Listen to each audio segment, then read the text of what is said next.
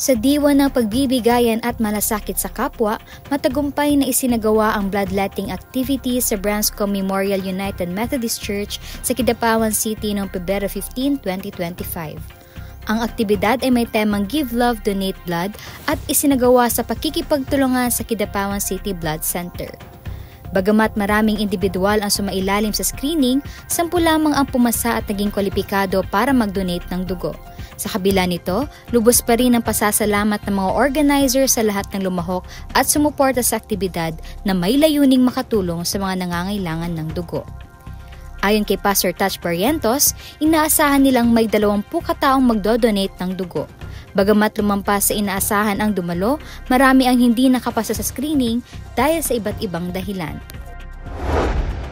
So some of them were not able to comply with the pre-donation guidelines at meron ding hindi naman nila alam na bawal pala, such as like eating corned beef, hindi pala yun pwede at yun ang breakfast nila. Meron ding iba na nagpa-inject ng anti-rabies and we just recently knew about this na hindi pala pwede. And like my case, I was really getting ready to donate but I was not able to donate due to a history of hepatitis. So, hindi pala yun pwede for life na mag-donate yung may ganun na case. So, we were able to get, I think, 10 people na nakapagbigay ng nakapasa na dugo for this activity. Ipinaliwanag naman ni Dr. Ryan Paul Portugal ang ilang mahalagang alituntunin bago mag-donate ng dugo. First off, ang dili pwede buhaton is ang magkaon sa ato dili sa Kidapawan, dili pwede mo kaon og karne nga mga tambok. Sample na is ang beef, pork, ang gi-add na po nato ang kanding. Okay lang ang lean meat, sa chicken, ang isda.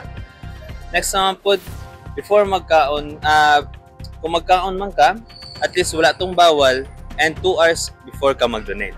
Mga to siyang mga pangbuhaton. And ato po siyang appeal sa atong questionnaire which is kaning no ang mga bawal o mga gipambuhat nimo for the last 12 months kung base ma-defer ka permanently or temporarily. So taas-taas ni siya. Dapat healthy gyud ka before ka mag-donate, no? Walay bisyo, inom o sigarilyo. Basics na siya. Kay kung unhealthy ka, pwede na to na mapasa sa atong mga pasyente nga tagag dugo. Nagbahagi rin ng kanilang karanasan ng ilang donors. At first, na-disappoint ako kasi grabe yung preparation ko para mag-donate lang ng dugo. Pero hindi ko in-expect na bawal pa lang mag-donate ng dugo kung nakainom ng medicine po. So yun, na-disappoint po ako ngayon. Pero sabi nila, pwede pa man po next time. Pwede pa daw mag-donate next time po. So yun, baka next time makaka-donate na po ako po ng dugo. Ang masasabi ko lang po, since it's my first time, malaking bagay siya sa akin kasi talagang kabahagi ng desire ko yung mag-donate. Pero dahil meron akong previous na misconception na pag ikaw ay nakaranas or naka-experience ng dengue, hindi ka na pwedeng mag-donate. So, kaya yon medyo natagalan. Pero ngayon, I realized and na-inform din ng maayos ng Kidapawan City Blood Center na hindi naman pala siya definite talaga na pag may ganun kang experience ay hindi na pwede. So, para dun sa mga nag-aalangan at feeling nila mahirap yung procedure, no, it's not. And so long as healthy ka din, secure mo yung sarili mo na healthy ka bago ka mag-donate. At syempre yung purpose mo, bakit ka talaga mag-donate ng blood, malaking bagay yun. And for me, gaya nga nung ng Branscombe United Methodist Church, give love, donate blood. So kaya yun, masaya ako na nakapag-donate ako. Kasabay nito, nagdaos din ng bloodletting activity ang Tagum UMC sa Osmeña Street, Tagum City na may temang Donate Blood, Help Save Lives. Ang dalawang aktibidad na ito ay patunay ng patuloy na pagkilos ng iba't ibang organisasyon upang mapanatili ang sapat na supply ng dugo sa mga blood centers. Ayon kay Marvin Ocon, mahalaga ang blood donation hindi lamang para sa mga pasyente kundi pati na rin sa mismong donor. Ang importance aning blood donation no kay makatabang ta sa tong mga pasyente nga nasa ospital, ma-extend nila ang life And at the same time, katong giingon ako ganina sa sa pre-donation counseling na ang pag-donate og dugo is dili lang kita ang matabangan pud ta, kay naa siya benefit sa to makatabang siya in a way nga malesen ato ang possibility na magka-cardiac arrest.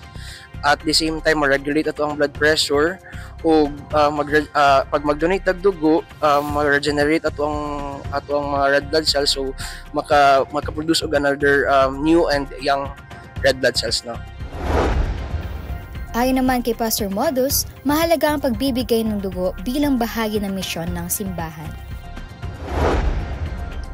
As part of our ministry, the United Methodist Church, we are called to do work of piety and work of mercy. And one of the work of mercy is to share your blessings, and isa ka pamaagi nga matunar sa blood or dugo, kini ang isang pamaagi para mabuhat nato ang ginasugo sa atong dito.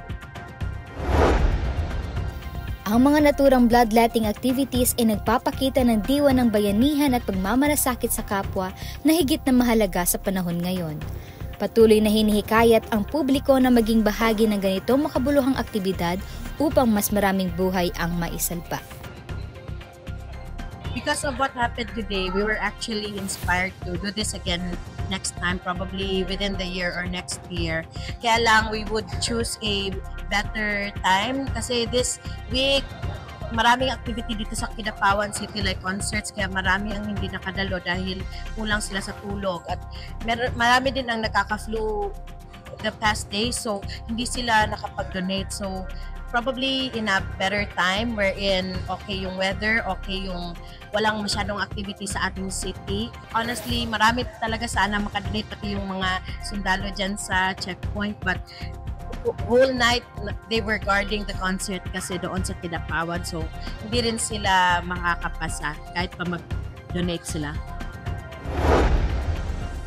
Sa kabuuan, ang matagumpay na bloodletting activity na ito ay patunay ng diwa ng bayanihan at pagmamalasakit sa kapwa.